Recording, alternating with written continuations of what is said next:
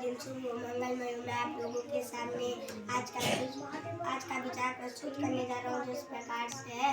मेरा ही नर धन्य है परोपकारी अंग, बाटन वाले को लगे जो मेहंदी को रंग। वे रहीम नर धन्य हैं पर उपकारी अंग, बाटन वाले को लगे जो मेहंदी को रंग। रहीमदास जी कह रहे हैं कि जिस प्रकार से मेहंदी लगाने वाले के हाथ पे क्या रच जाती है, मेहंदी जिसके हाथ पे लगा रहे उसके हाथ पे मेहंदी रचती है, और जिसकी जो लगा रहे उसके हाथ पे मेहंदी जो अपना रंग क्या कर देती है, छोड़ देती है। उसी प्रकार से जो परोपकारी होते हैं, जो दूसरे का भला चाहते हैं, ठीक है, उनमें वे गुण जो है दूर से ही शोभायमान होते हैं, दूर से ही दिखाई देते हैं। ये सामने विद्या न तपो न दानम, ये सामने विद्या न तपो न दानम, ज्ञानम न शीलम न गुणो न धर्मम, ज्ञानम न शीलम न गुणो न धर्मम, ज्ञानम न शीलम गुणो न धर्मम। ते मर्त्य लोके भूरिभार भूता, मनुष्य रूपेण मृगा सरन्ति। कार्तिक सीधे देखो, सीधे सामने देखो।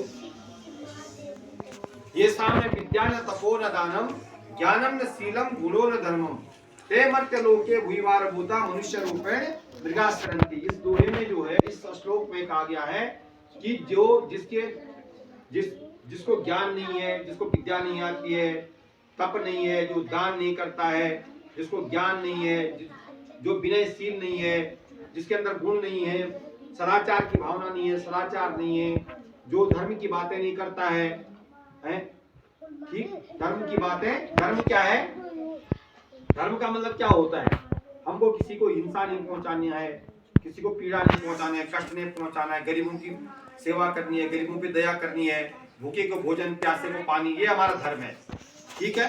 तो ते मर्त्य लोके भूरिभार भूता, वही संसार में जो है, इस संसार में किसके समान है? ते मर्त्य लोके भूरिभार भूता, वही संसार में भार के समान है, भार है वो, इस पृथ्वी पर भार है। मनुष्य रूप में मृगा सरन्ति, जो किसके रूप में, मनुष्य के रूप में होकर के मृगों की तरह, पशुओं की तरह जीवन जीते हैं। मनुष्य रूप में मृगा सरन्ति, जिस प्रकार से पशुओं के रूप में वो क्या है, इस संसार में क्या करते हैं, मनुष्य होकर के भी पशुओं के रूप में इस संसार में अपना जीवन यापन करते हैं। तो किसके लिए कहा गया है ऐसा? जिनको न विद्या आती है, न ज्ञान है, न शील है, न तप है, न धर्म करते हैं, तो ये संसार में जो है किसके समान है? वो मनुष्य पशुओं के समान है। वो घास तो नहीं खाते हैं, लेकिन फिर भी किसके समान जीवन जीते हैं? पशुओं के समान जीवन जीते हैं। ठीक है, आगे देखो, सरलता और सादगी। Today's daily black board update, आज का 1549 ठीक, डेट 26 मार्च 2024, डेट ट्यूसडे। टुडेज थॉट, सरलता और सादगी सर्वोच्च आचरण है। सरलता और सादगी सर्वोच्च आचरण है। सौरमंडल का जन्मदाता सूर्य को माना जाता है। गले लगना, टुडेज जीके, सौरमंडल का जन्मदाता सूर्य को माना जाता है। टुडेज वर्ड हग, हग बनो तो गले लगाना, किसी को क्या करना, हग बने गले लगाना, आलिंगन करना, आलिंगन संस्कृत में बहुत आलिंगनम। आज जयंती है, टुडे स्पेशल महादेवी वर्मा जी, जो 26 मार्च 1907 को जो है उनका जन्म हुआ था। आधुनिक युग की मीरा के नाम से जानी जाती है। किसके नाम से जानी जाती है? आधुनिक युग की मीरा के नाम से। इनका जन्म हुआ था 11 सितंबर 26 मार्च 1907 को, और मृत्यु हुई थी 11 सितंबर 1987 को। क्या थी मृत्यु, कब हुई थी? 11 सितंबर 1987 को। उत्तर प्रदेश के फर्रुखाबाद में इनका जन्म हुआ था, और मृत्यु प्रयागराज में। इनके पिताजी का नाम था गोविंद राम वर्मा, और माताजी का नाम था श्रीमती हेमरानी वर्मा।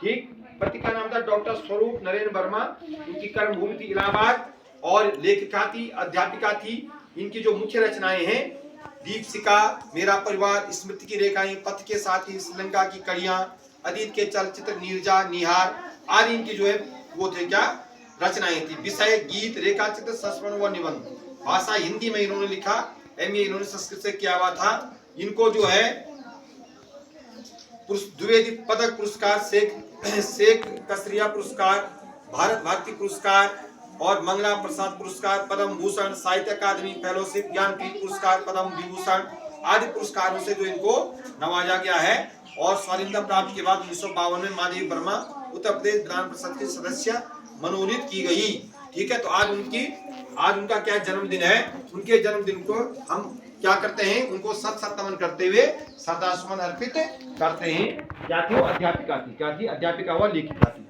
आज के लिए बस इतना ही। ठीक है।